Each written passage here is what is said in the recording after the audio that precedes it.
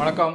யூசுவலாக நம்ம வேர்ல்டில் நிறைய விஷயத்தை பற்றி பேசுவோம். ஃபார் எக்ஸாம்பிள் அமெரிக்கா, ஈரான் அந்த வார் கூட ஒரு முடிவுக்கு வரலாம். இந்தியா, பாகிஸ்தான் வார் அதுவும் முடிவுக்கு வரலாம்.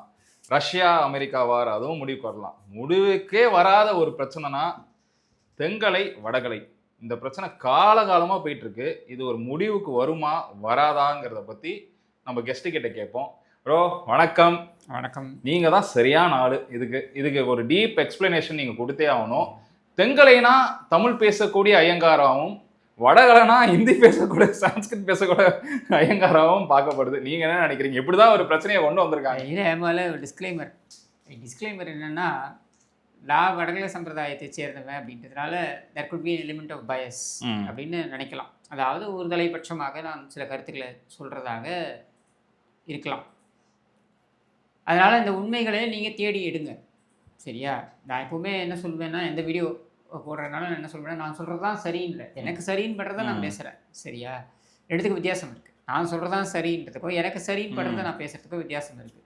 ஸோ எனக்கு சரின்னு படுறதை நான் பேசுகிறேன், அதில் உண்மை என்னன்றதை நீங்கள் பார்த்து தெரிஞ்சுக்கோங்க. நீங்கள் தேடி பாருங்கள், நான் சொல்கிறதுல ஏதாவது உண்மை இருக்கா இல்லையா அப்படின்றத தேடி பார்த்து நீங்கள் தெரிஞ்சுக்கோங்க. இப்போ இதில் என்னென்னா, நீங்கள் சொன்ன மாதிரி ஈரான் ஈராக் வாராக இருக்கட்டும், இல்லை ஈரான் அமெரிக்கா போராக இருக்கட்டும், இல்லை ட்ரம்ப்பு புட்டின் சண்டையாக இருக்கட்டும், இல்லை யுக்ரைன் ரஷ்யா சண்டையாக இருக்கட்டும், இதெல்லாம் ஏதோ ஒரு பொருளை மையமாக வச்சோ, இல்லை ஏதோ ஒரு இடத்த மையமாக வச்சோ, இல்லை அங்கே இருக்கக்கூடிய ஏதோ ரிசோர்ஸஸோ ஏதோ ஒன்றத்தை மையமாக வச்சு நடக்கக்கூடிய சண்டைகள். ஃப்ளெக்சிங் மசில் மாதிரி தான் அது.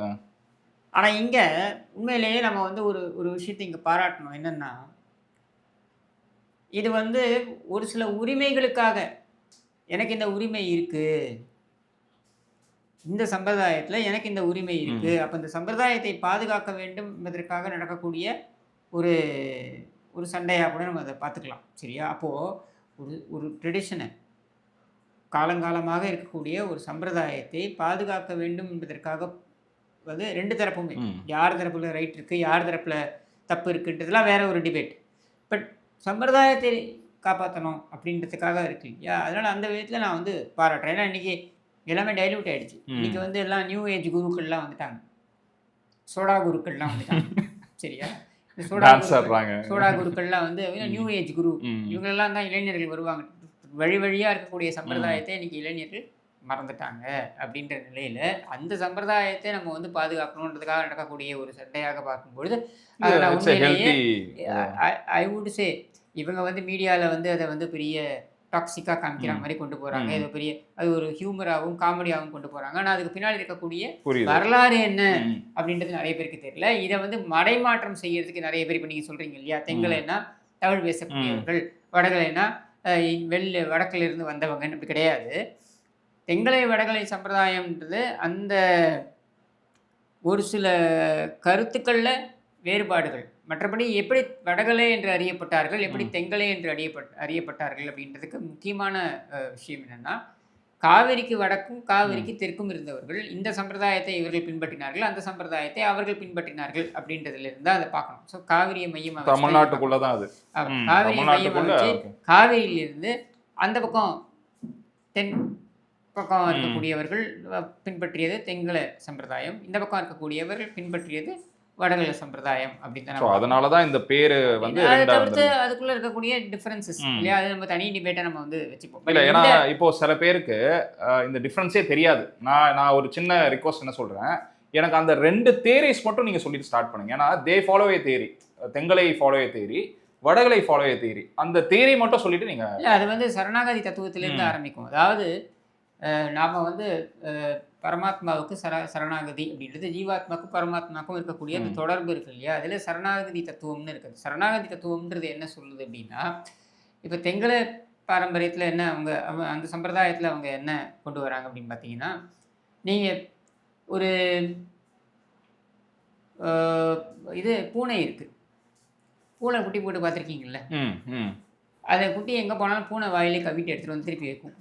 அது எங்கேயோ ஓடி போயிடும், அதை கவிட்டு திருப்பி அந்த இடத்துல வச்சிடும். அது மாதிரி பரமாத்மா ஜீவாத்மாவே, சோல் அண்ட் சூப்பர் சோல் இல்லையா, என்ன செய்தாலும் அவர்களுக்கு அருள் புரிவது அப்படின்றது பரமாத்மாவுடைய முழு நேர இதுவே பணியே அதுதான். ஸோ அதனால் நம்ம வந்து சரணாகதின்னு தனியாக செய்ய வேண்டிய அவசியம் கிடையாது அப்படின்ற ஒரு தாட் ப்ராசஸ்ல இருந்து ஆரம்பிக்கும்.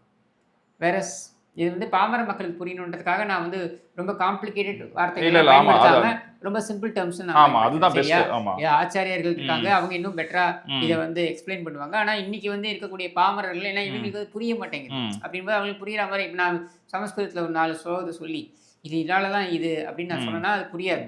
புரியுது. கைவல்யம் அது இது நான் சொன்னேன்னா அது நிறைய இங்கே பாமரர்களுக்கு புரியாது. பாமரர்களுக்கு புரியணுன்றதுனால நான் எளிய முறையில் சொல்றேன் நான்.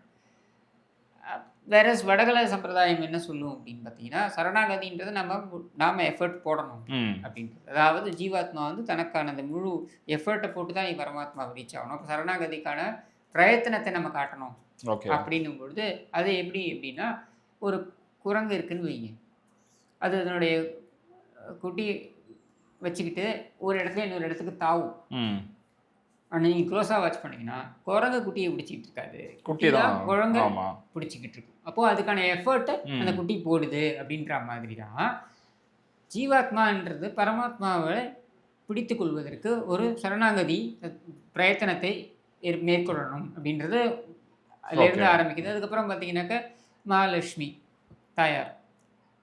தாயாரை வந்து பரமாத்மாவுடன் நிறுத்தி பார்க்குறதா இல்லை பரமாத்மாவுக்கு அடுத்த ஸ்டெப்பில் நம்ம பார்க்குறதா அப்படின்றது வருது இல்லையா? இந்த இடத்துல வடகலை வந்து பரமாத்மாவும் மகாலட்சுமியும் ஒருங்கே பார்ப்பார்கள். இவர்கள் அப்படி பார்க்க மாட்டாங்க. அவங்க ஒரு ஸ்டெப் கீழே அப்படின்ற மாதிரி பார்ப்பாங்க. இப்படி தான் அதோடைய இது. இந்த மாதிரி நிறைய இருக்குன்னு வைங்க. பட் இதெல்லாம் ஒரு பக்கம். இந்த இஷ்யூ அது சார்ந்ததா என்றால் அது சார்ந்ததே கிடையாது. அது சார்ந்ததாக அது பிற்காலத்தில் வருது. சரியா? அதை பேசணும் அப்படின்னா நம்ம first we have to start with this man Aurangzeb. சரியா? இவர்கிட்ட தான் ஆரம்பிக்கணும். ஏன்னா அவுரங்கசீப்புடைய படையெடுப்பு 1686ஆம் ஆண்டு அக்டோபர் 11 காஞ்சிபுரத்தை நோக்கி படையெடுக்கிறார் அவுரங்கசீப். இந்த படையெடுக்கும் போது காஞ்சிபுரமே சின்னாபின்னமாக்கப்படும் அப்படின்றது எல்லாருக்குமே தெரியுன்ற நிலையில் கோவிலில் இருக்கக்கூடிய மூல பிரதிமை என்று சொல்லக்கூடிய மூலமூர்த்தியும் உற்சவமூர்த்தி அப்படின்னு வச்சுருப்பாங்க. புறப்பாடுகளுக்கெல்லாம் வெளில கொண்டு வருவாங்க இல்லையா, அது உற்சவமூர்த்தி அப்படின்னு சொல்லிட்டு. ஸோ இந்த மூல பிரதிமையும் உற்சவமூர்த்தியும் என்ன பண்ணுறாங்க, அங்கிருந்து வெளியில் கொண்டு வராங்க. வெளியில் கொண்டு வந்து மூலமூர்த்தி என்ன பண்ணுறாங்க, ஒரு பெட்டகத்துக்குள்ளே வச்சு கோவிலுடைய குளத்துக்குள்ளே வச்சிடுறாங்க. சரியா? உற்சவமூர்த்தி என்ன பண்ணுறாங்க, நித்தியப்படி உற்சவம் பண்ணியே ஆகணும், இது பண்ணியே ஆகணும், சம்பிரதாயங்கள்லாம் இருக்குது அப்படின்றதுனால உற்சவமூர்த்தி என்ன பண்ணுறாங்க, ஏன்னா எப்போவுமே ஸ்ரீரங்கம் கோவிலையும் பார்த்தீங்கன்னாக்க படையெடுப்பு வந்த பொழுது செவுறு மாதிரி கட்டி மூலமூர்த்தியை மூடிட்டாங்க. உற்சவமூர்த்தி ஆனால் நீங்கள் செஞ்சு நித்தியப்படி நீங்கள் இது கைங்கரியம் பண்ணிகிட்டே இருக்கணுன்றதுனால அதை எடுத்துகிட்டு போயிட்டாங்க. முதல்ல கேரளா பக்கத்தில் எடுத்துகிட்டு போனாங்க, இங்கே திருப்பதிக்கு எடுத்துகிட்டு போனாங்க, இந்த மாதிரி எடுத்துகிட்டு போனாங்க. அந்த மாதிரி இங்கே உற்சவமூர்த்தி எங்கே எடுத்துகிட்டு போயிட்டாங்கன்னா உடையார்பாளையம் காட்டுக்குள்ளே எடுத்துகிட்டு போயிட்டாங்க. உடையார்பாளையம் ஜமீனுடைய காட்டுக்குள்ளே எடுத்துகிட்டு போய் அங்கே வச்சு அங்கே வந்து ஒரு மண்டபத்தில் வச்சு அந்த உற்சவமூர்த்திக்கு நித்தியப்படி கைங்கரியம் நடந்து கொண்டிருந்தது. இதை செய்து வந்தது யாருன்னா தாத்தாச்சாரியார். தாத்தாச்சாரியார்ன்றது என்னென்னா அது ஒரு டிஸ்டிங்க்ட் கம்யூனிட்டின்னே சொல்லலாம். எப்படி நீங்கள் சிதம்பரத்தில் தீட்சிதர்கள் அந்த மாதிரி ஒரு டிஸ்டிங்க்ட் கம்யூனிட்டி. ஆச்சாரியர்கள் தான், அவர்கள் குருமார்களுக்கு சமமான ஒரு தகுதி தான் அவர்களுக்கு வழங்கப்பட்டது. ஆனால் அவர்களுக்கு என்னென்னா இப்போ மடத்தில் என்னாக்க சன்னியாசம் வாங்கிட்டு மடத்துக்கு வரணும். இங்கே அப்படி கிடையாது, கிரகஸ்தர்களாக இருந்து ஆச்சாரியர்களாக இவர்கள் இருக்க முடியும் அப்படின்ற மாதிரி. ஸோ அப்படி இருந்த தாத்தாச்சாரியார் தான் இந்த எடுத்துகிட்டு போய் அங்கே வைக்கிறாங்க. அவங்க தான் கஸ்டோடியன் ஆஃப் த டெம்பிள். அப்போது இந்த கோவிலுடைய என்ன சொல்கிற கஸ்டோடியன் அப்படின்றது இவங்க தான் இருந்தாங்க. அப்போ அதை கொண்டு போய் வச்சதுக்கப்புறம் என்ன பண்ணுறாங்க, அவுரங்கசீப் சாகர வரைக்கும் இவங்க வெளியில் எடுத்துகிட்டு வரல. அவுரங்கசீப் இறந்துட்டார். இறந்த உடனே தட் வாஸ் இன் சம்வேர் 1707 அவர் இறந்து போகிறார். 1703 நினைக்கிறேன் இவர் இறந்து போகிறார். அவர் இறந்து போனதுக்கப்புறம் கிட்டத்தட்ட ஒரு 20-25 ஆண்டுகளுக்கு அப்புறம் இவங்க திருப்பி அதை எடுத்துகிட்டு வரணும். இது இந்த ஆமா அங்க அந்த உற்சவமூர்த்தியை திருப்பி உடையார். எடுத்துட்டு வரணும். மூலமூர்த்தி எங்கே போச்சுன்னு யாருக்கும் தெரியல. ஏன்னா அந்த குளத்துல கொண்டு போய் வச்சாங்க பாருங்க, ம். அவங்க இறந்து போயிட்டாங்க. ஓகே. எந்த இடத்துல வச்சாங்கங்கிறது யாருக்கும் தெரியாது. அங்கே எங்கே வச்சாங்கன்னு ம். தெரியாது. அது மொத்தமாக அப்படியே இதுவாயிடுச்சு. இப்போ உற்சவமூர்த்தி உற்சவமூர்த்தி திருப்பி எடுத்துகிட்டு வரணும். எங்கேருந்து?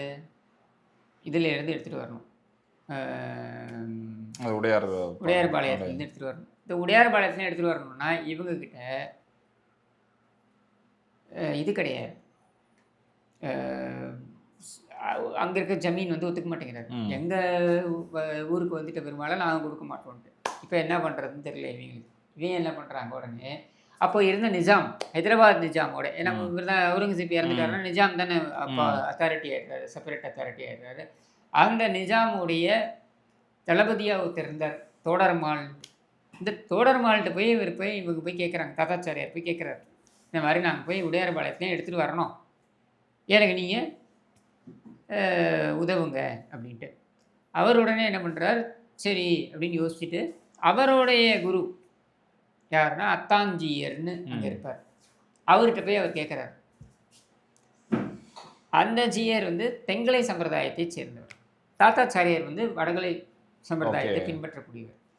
இதான் சாக்கு சிக்கிட்டாண்டா சிவனாண்டி அப்படின்னு அவர் என்ன பண்ணார், அவர் உடனே ஒரு கண்டிஷன் போடுறார். என்னென்னா, சரி நாங்கள் உற்சவர் அங்கேருந்து எடுத்துகிட்டு வரதுக்கு அனுமதிக்கிறோம், எப்படியாவது நாங்கள் போய் பேசி கொண்டு வரதுக்கு தொடர் நான் அனுப்புகிறேன், ஆனால் நீ கண்டிஷன் போடுன்னு சொல்கிறாரு. என்ன கண்டிஷன்னா, தெங்கலை சம்பிரதாயத்தை சேர்ந்தவர்களுக்கு பிரபந்தம் வாசிப்பதற்கு அனுமதி, அந்த உரிமையை நீ கொடுக்கணும் அப்படின்ட்டு.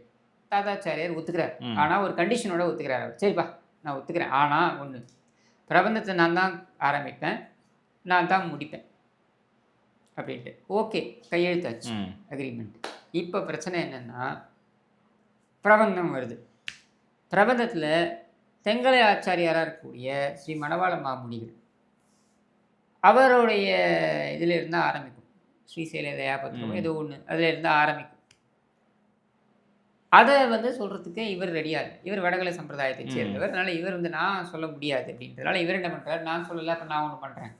தாத்தாச்சாரியாரோட வழி உரிமை எப்படி வரும்னாக்கா பையன் அந்த வழியில் தான் வரும். அப்படின்னும் பொழுது நானும் என்னோட பையனும் சொல்ல மாட்டோம், வேணா ஒன்று பண்ணுறேன், என் மகள் வழி பேரன் அவனுக்கு அந்த உரிமையை தரேன்ட்டு அது அந்த பிரபந்தத்தை ஆரம்பிக்கிறதுக்கும் எண்டு பண்ணுறதுக்குமான உரிமையை அவனுக்கு கொடுக்குறாரு. அவன் அதை செஞ்சுக்கிட்டு இருக்கும்போது அவனுக்கும் இந்த தாத்தாவுக்கும் ஒரு பிரச்சனை வந்துருக்கு. தாத்தாச்சாரியார் பிரச்சனைக்கு ஒரு ஃபேமிலி டிஸ்பியூட், குடும்ப தகராறு. இந்த குடும்ப தகராறுக்கு என்ன பண்ணிட்டான், ஒன்று என்ன பண்ணுறான் பாருன்னு என்ன பண்ணிட்டான், நேராக போயிட்டு கோர்ட்டில் போயிட்டு அண்டர்டேக்கிங் கொடுத்துட்டான். என்னென்னா, தெங்களுக்கு தான் எல்லாம் உரிமையும் இருக்குது பிரபந்தத்தில் அப்படின்னு அவன் கொடுத்துட்டான். குடும்ப தகராறுல அவன் இப்படி கொடுத்துட்டான். ஓகே, பழி தாத்தாவை பழி வாங்கணும்னு அவன் கொடுத்துட்டான். சரியா? இப்போ அதுலேருந்து லிட்டிகேஷன் நடந்துக்கிட்டு இருக்கு. இப்போ யார் அதை முதல்ல வாசிக்கிறது அப்படின்றது தான் பிரச்சனை. ஸோ இந்த பிரச்சனை வந்து செஞ்சுரியாக போயிட்டுருக்கு. இந்த ஒரு காரணத்துக்காக சுப்ரீம் கோர்ட் வரைக்கும் போயிருக்கு. ஏன்னா அங்கேருந்து திரும்பி வராங்க, திருப்பி இங்கே வந்து பேச சொல்கிறாங்க, மீடியேஷன் பண்ண சொல்கிறாங்க, எதுவுமே இது நடக்க மாட்டேங்குது. சரியா? இப்போது என்ன நீங்கள் புரிஞ்சுக்கணுன்னா, அங்கே இருக்கக்கூடிய அத்திவரதர் சிலை இருக்கு பாருங்க, பிரதிமை இருக்கு, அது வந்து 48 வருஷத்துக்கு ஒரு வாட்டி வெளில எடுக்கணும்னு சொல்கிறது இருக்கு இல்லையா? இது எப்போ ஆரம்பிச்சதுன்னு பார்த்தீங்கன்னாக்கா இப்போ ஒரு 200 வருஷமாக தான் இந்த வழிமுறையே இருக்குது. அதுக்கு முன்னாடி இது கிடையாது. இதுக்கு ஏதோ ஒரு சம்பிரதாயத்தை சொல்கிறாங்க. அது சம்பிரதாயம் வந்து எனக்கு தெரிந்து அது ஒன்றும் ரிசர்ச் பேக்டாக எதுவும் இல்லை.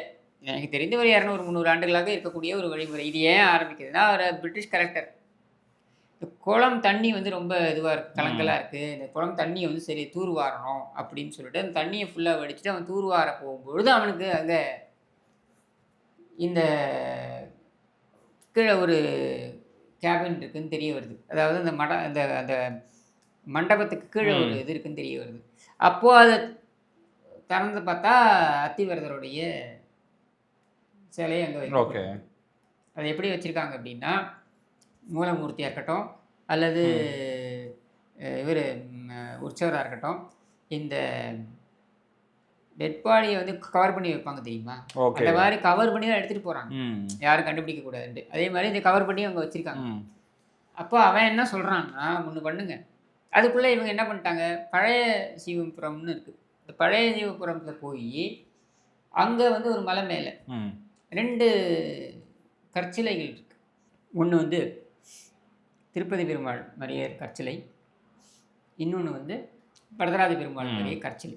ஏன்னா இந்த வரதராஜ பெருமாள், ஒரிஜினல் வரதராஜ பெருமாள் பார்த்தீங்கன்னா மரத்தினால் ஆனது. 3 விதமான பிரதிமைகள் இருக்குது. 3 திருப்பதின்னு சொல்லுவோம்.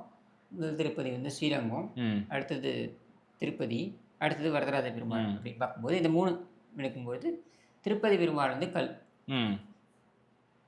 ஸ்ரீரங்கம் பெருமாள் பெரிய பெருமாள் பார்த்தோம்னாக்கா பெரிய பெருமாள்னு சொல்லுவோம், பெரிய கோவில் பெரிய பெருமாள் மேலே முதல் திருப்பதி. அது பெரிய பெருமாள் வந்து மூலிகையும் பிளாஸ்டர், அதனால தான் பெரிய பெருமாளுக்கு அபிஷேகம் கிடையாது. இந்த பிளாஸ்டர்லாம் இருக்கும், தைல காப்பு போடுவோம். சரியா? அதே மாதிரி இங்கே மரத்தினால் ஆனது. இந்த மரம் வந்து பட்டு போகாது. ஓகே, சரியா? மரத்தினால் ஆனது. ஸோ இந்த மரத்தினால் ஆன வரதர் தான் இங்கே ஒரிஜினலாக இருந்த மூலமூர்த்தி. இந்த படையெடுப்புனால அதை அங்கே கொண்டு போய் வச்சுருக்காங்க. இந்த கலெக்டர் வந்து அதை அவன் யாருக்குமே தெரியல, ஏன்னா வச்சவங்க இறந்து போயிட்டாங்க, எங்கே வச்சாங்க எதுவுமே தெரியல. அப்போது இந்த கலெக்டர் வந்து என்ன பண்ணுறான், தோண்டி எடுக்கும்போது திரும்பி கிடைக்குது. கிடைச்சவொடனே இவன் என்ன சொல்கிறான், சரி ஒன்று பண்ணுங்க, அந்த பழைய ஜீவபுரத்துலையும் கொண்டு வந்து உள்ளே வச்சுட்டீங்க, கல் வரது, இப்போ வரது கல் சிலை தான் கொண்டு வந்து உள்ளே வச்சுட்டீங்க. இன்னொன்று வந்து பாருங்க, திருப்பதி பெருமாள் மாதிரியே, அதுதான் உப்புளியப்பன் கோயிலுக்கு போயிடுது. ஓகே, கும்பகோணத்தில் இருக்க உப்புளியப்பன் கோயிலுக்கு போயிடுது. சரியா? அது அப்படியே இவர் மாதிரியே தான் இருக்கும், திருப்பதி பெருமாளுடைய அப்படியே அதோடைய ரெப்ளிகா தான் போயிடுது.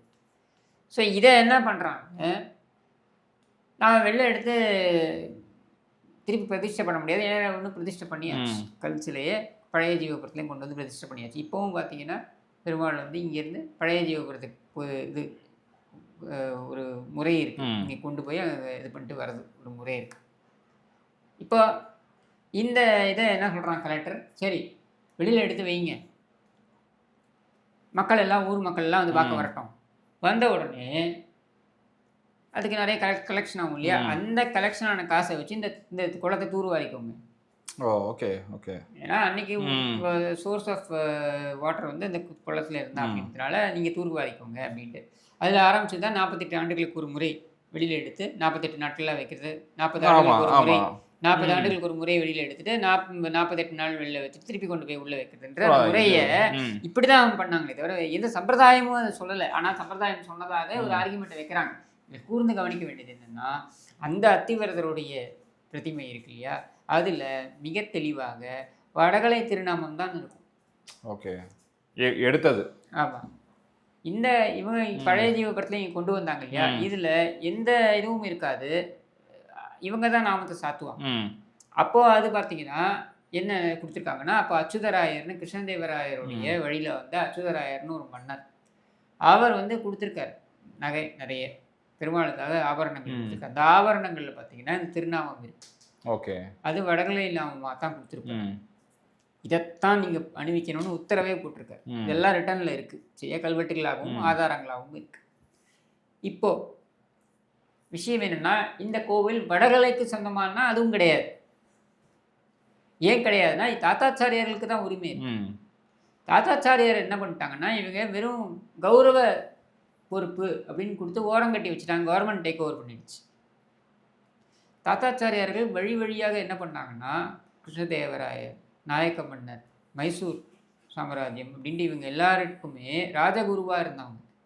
ராஜகுருவாக இருந்த காரணத்தினால அவங்களுக்கு நிறைய செல்வங்களை இந்த மன்னர் வந்து கொடுத்தாரு. அதையெல்லாம் அவங்க வந்து கோவிலுக்கு கொடுத்தாங்க. ஓகே, ஏன்னா கோவில் நம்மளோட தானே அப்படின்னு அந்த கோவிலுக்கே கொடுத்துட்டாங்க. அந்த சொத்துக்கள் எல்லாமே கோவிலே இருக்குது. இப்போ இந்த சொத்துக்கள் நிலங்கள்லாம் இருக்குது பாருங்கள், இதையெல்லாம் வந்து கவர்மெண்ட்டு இப்போ தன்னுடைய கட்டுப்பாட்டில் எடுத்துக்கிச்சு. கவர்மெண்ட் கட்டுப்பாட்டில் எடுத்துக்கிட்டதுனால கோவில் சொந்தமானதான் அது, தாத்தாச்சாரியாருக்கு எதுவும் கிடையாது. இப்போ அவங்க வந்து ஒரு 400 பேர் குடும்பம் இருந்தது, இன்றைக்கி வந்து ஒரு 10 குடும்பங்கள் தான் இருக்குது தாத்தாச்சாரியாரோட குடும்பம். இந்த 10 குடும்பங்களும் வெளியில் போயிட்டாங்கன்னா இந்த கோவிலை யார் வேணாலும் ஆட்டையை போடலான்றது தான் இதுக்கு பின்னால் இருக்கக்கூடிய தத்துவம். அது இப்போது இந்த தாத்தாச்சாரியார்களுடைய சிஷ்யர்கள் இருப்பாங்க இல்லையா, இந்த சிஷ்யர்கள் எல்லாம் என்ன பண்ணிட்டாங்க, அதே வடகலை சம்பிரதாயத்தை சேர்ந்த ஆண்டவன் ஆசிரமமாக இருக்கட்டும், இல்லை அகோபில மடமாக இருக்கட்டும், இதுக்கெல்லாம் போயிட்டாங்க பிரிஞ்சு. ம் அப்படி போகக்கூடாது, அந்த மடங்களும் ஏற்றி இருக்கக்கூடாது. ஓகே என்ன உனக்கு ஆச்சாரியாரா தாத்தாச்சாரியார் தான் இருக்காருன்னா ம். தாத்தாச்சாரியார் தான் இருக்கணும். இப்போ எனக்கு அகோபில மடம்னா அகோபில மடம் ஆச்சாரியன் தான் என்னோட ம். ஆச்சாரியன். நான் இதுலேருந்து விட்டு நான் போய் ஆண்டவன் ஆசிரமத்தில் போய் இன்னொரு வீட்டில் போய் நான் சேரக்கூடாது. சரியா? அப்போது என்னுடைய ஆச்சாரியை நான் விட்டு கொடுக்குற மாதிரி தானே. ம். அப்படி ஒரு பாவச் செயலை இவர்கள் செய்கிறார்கள். சரியா? இது தப்பு. இப்போ என்னன்னா அந்த வெறும் 5-10 குடும்பம் தான் இருக்கு. அவங்களுக்கான உரிமையை பறிக்கிறார்கள். ஸோ இப்போ இதை பறிக்கிறோன்னா இவன் என்ன பண்ணுறான்? இப்போ நேத்திக்கு நடந்த பிரச்சனை கூட என்ன இருக்காங்க, பிரபந்தம் வாசிக்கும் போது ம் பிரச்சனை இல்லை, உரிமை என்ன சொல்லுது, கோர்ட் ஆர்டர் என்ன சொல்லுது, அவர்களும் அமர்ந்து இவர்கள் ஓதுவார்கள் ம். இருக்கு. ம். அவர்கள் ஓதுவார்கள்னு இந்த அம்மா அந்த ஈஓ வந்து எக்ஸிக்யூட்டிவ் ஆஃபீஸர் ஒரு ஆர்டர் போடுது. இதுக்கு அந்த உரிமையே கிடையாது. ஓகே இந்த ஆர்டர் போடுறதுக்கு ஒரு எக்ஸிக்யூட்டிவ் ஆஃபீஸருக்கு உரிமை கிடையாது. போடுது. ஏன் அந்த ஆர்டர் போடுதுன்னா தாத்தாச்சாரியார் வந்து எதிர்ப்பு தெரிவித்தார். ம். எதுக்குன்னா இந்த கோவிலுக்குள்ளே இருக்கக்கூடிய ஒரு அந்த பெருமாள் வந்து மேலே ஏறி போய் பார்க்கணும். ம் ஸோ இது என்ன பண்ணுறான், இந்த மேலே ஏறி போகிற அந்த ஸ்டெப்ஸ் இருக்குது பாருங்க, இதை வந்து இவன் ப்ராடன் பண்ணணுன்றான். இது எந்த ஆகம விதி உனக்கு அனுமதிக்குது செய்யறதுக்கு அப்படின்றது கேள்வி. இது எந்த ஆகம விதி அனுமதிக்குது அப்படின்னு கேட்டு அதை நிறுத்தி வச்சுருக்காங்க கோர்ட் ஆர்டர் போட்டு. அப்போ தாத்தாச்சாரியார் வச்சு தான் நிறுத்தி வைக்கணும். இது வரைக்கும் வாயை மூடிட்டு இருந்தார் அவர். இப்போ கூட ரங்கராஜன் நரசிம்மன் சார் வந்து ஆமா அந்த கோல்டன் டிசர்ட் ரீப்ளேஸ் வந்து பண்ணலாம். பண்ணா மாற்றினாங்கன்னு சொன்னார் இல்லையா? அப்போ அதையும் வந்து அவர் போய் கேட்டபோது தாத்தாச்சாரியார் நியாயமாக அவர் தான் கேட்டிருக்கணும். ம் கேட்காம வேடிக்கை பார்த்துக்கிட்டு இருக்காங்க. அதுவும் தப்பு. அதுக்காக இவங்க பண்ணுறதுனா ரைட்னு நான் சொல்ல வரல. அதுவும் தப்பு. இப்போ என்ன பண்ணுறாங்க, இந்த தெங்கலை சம்பிரதாயத்தை சேர்ந்தவர்கள் அந்த ஈஓட்ட போயிட்டு எங்களுக்கு ஃபேவராக நீ ஆர்டர் போடு, ம் நீங்கள் என்ன வேணாலும் பண்ணிக்கோங்க கோவிலுக்கு. ஓ அது எப்படி ப்ரோ அப்படி சொல்ல முடியும்? இது எப்படி இருக்குன்னா, ம். என் புள்ள செத்தாலும் பரவாயில்ல, என் மருமக தாலியாக இருக்கணுன்ற மாதிரி தான் இது. சரியா? அப்போது இந்த மாதிரியான ஒரு பிரச்சனை தான் போயிட்டுருக்கு. அதே மாதிரி வடகலை சம்பிரதாயம் என்ன பண்ணுறா, அவங்களுக்கு தேவையானதை பார்த்துக்கணுன்றதுனால தாத்தாச்சாரியார் கையில் வந்து அவங்க வந்து ப்ரெஷர் போடுறாங்க. ம் அவர் வேறு வழியே இல்லாமல் அவரும் அதுக்கு அக்செப்ட் பண்ண வேண்டியதாக போகுது. ஸோ இதில் தாத்தாச்சாரியார் என்ற அந்த கம்யூனிட்டி டிஸ்டிங்க்ட் கம்யூனிட்டி. அப்போ அதை பாதுகாக்கணும். ஃபஸ்ட்டு அந்த அந்த எண்ண ஓட்டமும் பொறுப்பும் அவர்களுக்கு இருக்கணும். ம் ம் தீட்சிதர்கள் எப்படி இருக்காங்க? 900 குடும்பங்கள்னா 900 குடும்பங்கள் அவருக்குள்ளே தான் திருமணம், அவங்களுக்குள்ளே ஆமா தான் திருமணம், ஆமா வெளியில் பண்ண ம் மாட்டாங்க. அந்த மாதிரி அவங்க அந்த டிசிப்ளினுக்கு ம் இவங்க வரணும். இவங்க வரல அந்த ம் டிசிப்ளினுக்கு. அடுத்தது வெறும் 10 குடும்பங்கள் தான் இருக்குது. இவர்களுடைய உரிமையை இவர்கள் விட்டு கொடுத்து கொண்டே வருகிறார்கள். இப்போ இந்த இடத்துல கவர்மெண்ட் உள்ள வந்து கும்மி அடிக்குது. இப்போ எப்படி இவங்களுக்கு உங்களுக்கு பிரபந்தத்துக்கு நான் அனுமதியா ஈஓ வச்சு நான் கொடுக்குறேன். ஈஓ கொடுக்குறதுக்கு உரிமையே கிடையாது. ம் ஈஓ வச்சு நான் கொடுக்குறேன். நீ ஆனால் நான் கட்டிக்குள்ளே கோவிலுக்குள்ளே என்ன வேணாலும் பண்ண அட்டூழியம் பண்ணுறதுக்கு அலோவ் பண்ணுங்க அப்படின்னு இவங்க உள்ள ஒரு உடன்படிக்கை. அப்போது இதுதான் பிரச்சனை. ஸோ இங்கே தான் இந்த இந்த பிரச்சனையை வந்து அரசாங்கம் உள்ள நுழைஞ்சு கும்மி அடிக்குது. இந்த கிளாஷ்க்கு அவங்களும் ஒரு மெயின் ரீசன். அவங்க தான் மெயின் ரீசன். ம் இதை வந்து டிவியில் வந்து சன் டிவிலேயே இந்த மாதிரியான டிவிக்களில் ஏதோ பெரிய இந்த சண்டை மாதிரி நான் கேட்குறேன். கருணாநிதி குடும்பத்தில் இதை விட மோசமான சண்டையெல்லாம் ம் நடந்திருக்கு. என் லைவில் எடுத்து போட அழகிரி பலாருன்னு 2 விட்டான்ல ம் கருணாநிதியை எடுத்து போட. இல்ல இவங்க மெயின் ஃபோக்கஸ் துர்கா ஸ்டாலின் வந்து எனக்கு தெரிஞ்சு துர்கா ஸ்டாலின் இந்த சாம்பார் கரண்டியாலே அடிக்குமா? போடு. யாரு? ஸ்டாலின் அடிக்கும்னு வச்சுப்போம். போடு. ம் அதெல்லாம் போட உங்கள் மாட்டாங்க. குடும்பத்துக்குள்ளே சண்டை. ம் இத்தனைக்கும் கருணாநிதி குடும்பத்துக்குள்ளே சண்டை நடந்தா எப்படி நடக்கும்னா, ம் கருணாநிதி குடும்பத்துக்குள்ளே அடிச்சுப்பானுங்க. செத்து போகிறது யாராக இருக்கணும்னா வெளியில் இருக்கிறவனா இருக்கும். தினகரன் பத்திரிகையில் 3 பேர் செத்தாம பாரு. ம் அந்த மாதிரி அழகிரியோட சண்டை போட்டா ம் தாகிருஷ்ணன் தான் செத்து போவான். தாகிருஷ்ணன் கருணாநிதிட்ட பேசினாலும் கருணாநிதி ஆதரிக்க மாட்டார். ம் அழகிரியோட சண்டை இருப்பார் கருணாநிதி. ஆனால் அழகிரின்னு வரும்பொழுது தாகிருஷ்ணன் செத்தாலும் பரவாயில்ல. இப்படி ஆகும்போது தலை குடும்பத்துக்குள்ள உள்ளது, குடும்பத்துக்கு வெளில தான். அப்போ நீ இவ்வளவு அசிங்கத்தை உன் குடும்பத்துக்குள்ள வச்சுக்கிட்டு, நான் சொல்லலை கருணாநிதி சொன்னது, அந்த வீட்டுக்கே சென்று பல நாட்கள் ஆகிவிட்டது அப்படின்னு அழுதது யாரு மேடையில் வந்து? கருணாநிதி தானே கனிமொழியை உள்ள வச்ச போது அந்த வீட்டுக்கு சென்று என்ன, நீ எந்த வீட்டுக்கு போயின்னா உனக்கு போக முடிஞ்சா எங்களுக்கு என்ன, எந்த வீட்டுக்கு போக முடியலன்னா எங்களுக்கு என்ன, இது நாட்டு பிரச்சனையா? அப்போ அதை ஒளிபரப்ப வேண்டியது தானே? அப்போது இந்த நம்ம மதத்தை சார்ந்த ஒரு சம்பிரதாயத்துக்காக தான் இவனும் யாரும் சொத்துக்காக சண்டை போடல. ஒரு சம்பிரதாயத்துக்காக உரிமைக்காக தான் அவங்களுக்குள்ள பிரச்சனை வருது. அந்த வாய்த்தகராறை கூட இவர்கள் அதை பெரிய ஒரு என்டர்டெயின்மெண்ட் மாதிரி நீ போட்டு அதை வந்து பார்த்து சிரிக்கிற மாதிரி நீ பெரிய உன் குடும்பம் சிரிப்பாக சிரிக்குது. இல்லை அதுக்கு ஒரு ஒரு கேடியான ஒரு கேப்ஷனு இது வந்து கண்டினியூஸாக, ஏன்னா இது இந்த பிரச்சனையை வந்து ஒரு கேடியா மக்கள் கிட்ட எடுத்துட்டு போய் சேர்க்கணுங்கிறது காலகாலமாக பண்ணிட்டு இருக்காங்க. அப்போ இது வந்து என்னன்னா, நான் திரும்பவும் சொல்றேன், சண்டை போடுறதை நான் ரசிக்கிறேன்னா நான் ரசிக்கல. எல்லா தரப்பும் உட்கார்ந்து பேசி இதுக்கு ஒரு ஒரு பெரியவர்கள், சமூகத்தை சார்ந்த பெரியவர்கள் அமர்ந்து பேசி இதுக்கான முடிவு எடுக்கணும்னா எஸ். பட் அதை நீ வந்து எடுத்துகிட்டு வந்து கவர்மெண்ட் கும்மி அடித்து நடுவில் பார்த்தீங்கன்னாக்கா இந்த சொத்துக்களை எல்லாம் ஆட்டையை போடும். இப்போ குருதட்சிணியா, ஏன்னா ராஜகுருக்களாக இருந்தனால நாயக்கமார் மன்னர்களாக இருக்கட்டும், அல்லது கிருஷ்ணதேவராயராக இருக்கட்டும், அல்லது இவங்களா பேர் என்ன மைசூர் மன்னர்களாக இருக்கட்டும், இவங்கெல்லாம் கொடுத்த குருதட்சிணி எல்லாத்தையுமே தத்தாச்சாரியார் குடும்பங்கள் மொத்தமாக கோவிலுக்கு கொடுத்துட்டாங்க. அப்போது அவங்களுக்கு அந்த குறைந்தபட்ச உரிமை இருக்கணும். அந்த உரிமையையும் தட்டி பறிக்கிறது கவர்மெண்ட்டு, அந்த சொத்துக்களையும் ஆட்டையை போடும். இல்லை எனக்கு என்ன ஒன்றா இப்போ கொடுத்துட்டாங்களா, அந்த சொத்துக்கள்லாம் வந்து ஒரு புக் ஆஃப் ரெக்கார்ட்ஸ்னு இருக்கும்ல, காலகாலமாக அதை ஃபாலோ பண்ணணும். இப்போ கவர்மெண்ட் நினச்சா அது எப்படி வேணாலும் அவங்க மாற்றி எழுதலாம். இல்லை அதுதான் சொல்கிறேன். இப்போ அதை என்ன பண்ணுறாங்க, அந்த சொத்துக்களை எல்லாம் முறையாக இவர்கள் பாதுகாக்காமல் அது இப்போ ஆக்கிரமிப்பு அது இதுன்னு எல்லாத்தையும் காலி பண்ண வேண்டியது. இல்லை ரீப்ளேஸ்லாம் பண்ணுறாங்க, ஒரிஜினலில் எடுத்துட்டு அதே மாதிரி வேற ஒரு இதெல்லாம் ரீப்ளேஸ் எல்லாமே அதான். இப்போ அதை செய்யணும்னா என்ன, இந்த 2 பேரும் சண்டை போட வேணும். இந்த சண்டையில் குளிர்காயாது, இவ்வளோதான் மேட்டர். இப்போ முழுக்க முழுக்க இந்த அரசாங்கம் தான் வந்து இதை ட்ரிகர் பண்ணி ஒரு 2 பேரை அடிச்சுக்க வச்சு அவங்களுக்கு என்ன ஆதாயமோ அதை எடுத்துக்குது. 1976 இதான் நடந்தது. 76 2076 இருக்கணும். நம்ம இப்போ 50 வருஷமா இதான் நடந்துக்கிட்டு. இல்லை இதை வந்து நம்ம அவங்க நம்மளுக்குள்ள ஒரு ஒற்றுமையா இருந்தால் இந்த மாதிரி தீய சக்தி ஒற்றுமை எப்போ வரும்னா, இது வடகளே தெங்கலையா கிடையாது என்னை பொறுத்த வரைக்கும். இது தாத்தாச்சாரியாருடைய அந்த வழியில் வரக்கூடியவர்களுக்கான மரியாதையை திரும்ப நம்ம வந்து கொண்டு வந்து நிறுத்தணும். அதற்கு தகுதியை அவங்க வளர்த்துக்கணும். புரியுது சரியா? இது 2 நடக்கணும் சைமல்டேனியஸா. அண்ட் கோவில் வடகலைக்கா தெங்கலைக்கா என்பதை விட தாத்தாச்சாரியாருக்கு தான், அவர்களுக்கு தான் முதல் மரியாதைன்னு கொடுத்து அவர்கள் கைக்கு வரணும். அது சட்டமும் அதான் சொல்லுது. அதை இந்த அரசாங்கமும் மதிக்கிறது இல்லை.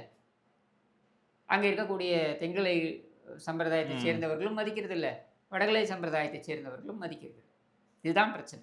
ஓகே, ஸோ இந்த கோயிலில் மட்டும்தான் அந்த பிரச்சனை. அதுவே 108 திவ்ய தேசத்தில் வந்து நிறையா கோயில்கள் நிறைய இருக்குது, அது நம்ம அப்புறம் பேசுவோம்.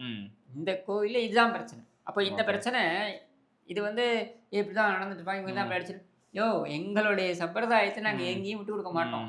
சரியா? நாங்கள் ஒன்றும் சொத்துக்காக சண்டை போடல, பணத்துக்காக சண்டை போடல, இல்லை ஏதோ ஒரு பொண்ணுக்காக சண்டை போடல. நாங்கள் சண்டை போடுறது எங்களுடைய சம்பிரதாயத்துக்காக. சம்பிரதாயம் எங்களுக்கு முக்கியம். ஏன்னா வரக்கூடிய சந்ததிகளுக்கு எல்லாம் மறந்துவிடும். இப்பயே எல்லாம் மறந்துவிடும். சரியா? வரலாறு தெரியாது. 550 கல்வெட்டுகள் இருக்கு இங்க காஞ்சிபுரம் கோவிலில். சரியா? காமாட்சி அம்மன் கோவிலில் 5 கல்வெட்டுகள் 6 கல்வெட்டுகள் தான் இருக்குது. வரதராஜ பெருமாள் கோவிலில் 550 கல்வெட்டுகள் இருக்குது. கோவில் அந்த தங்கராஜ நரசிம்மன் சார் சொல்றதெல்லாம் முழுக்க முழுக்க உண்மை. கோவில் காம்பவுண்டுக்குள்ள வாட்டர் பாட்டில் இருக்கு, காண்டம் இருக்கு,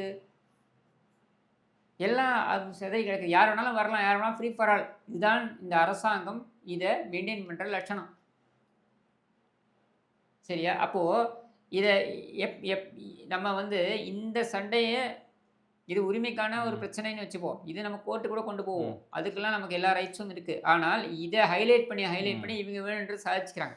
2 தரப்புக்கும் ஒரு தரப்பை கையில் எடுத்துக்கிட்டு தங்களுக்கு வேணுன்றதை சாதிச்சுக்கிறாங்க அரசாங்கம். இதான் நடந்துக்கிட்டு. ஸோ அந்த பிரச்சனைக்கு முழுக்க முழுக்க காரணம் அரசாங்கம் தான் அந்த ட்ரிகர் பண்ணி விடுறது. அரசாங்கம் 2 பேரை சண்டை மூட்டி விட்டு வேடிக்கை பார்த்துட்டு. இதுதான் இதோடைய சாராம்சம். நான் ரொம்ப தெளிவாக, அதாவது இதில் நிறைய லீகல் இஷ்யூஸ்லாம் இருக்குது, அதெல்லாம் வந்து நம்ம இன்னும் நிறைய வியாக்கியானங்கள்லாம் இருக்குது, அதெல்லாம் வந்து சொன்னால் ரொம்ப டீப்பாக போகிற மாதிரி இருக்கும், அது புரியாது. இல்லை அது வந்து மேலோட்டமாக எளிய முறையில் புரியணுன்றதுக்காக இதை ரொம்ப நான் சொல்கிறேன். அவ்வளோ புரியுது. இல்லை அதுதான் வேணும் ஆக்சுவலாக. இப்போ மக்களுக்கு வந்து பேசிக்காக அது என்ன பிரச்சனைன்னு தெரியணும். இந்த ஹிஸ்டோரிக்கலாக வந்து நம்ம இன்னொரு காணொலியில் அதை பற்றி நம்ம பேசலாம். ரொம்ப தேங்க்ஸ் ப்ரோ, வந்து இவ்வளோ பொறுமையாக எக்ஸ்பிளைன் பண்ணதுக்கு. தேங்க்யூ. Thanks lot.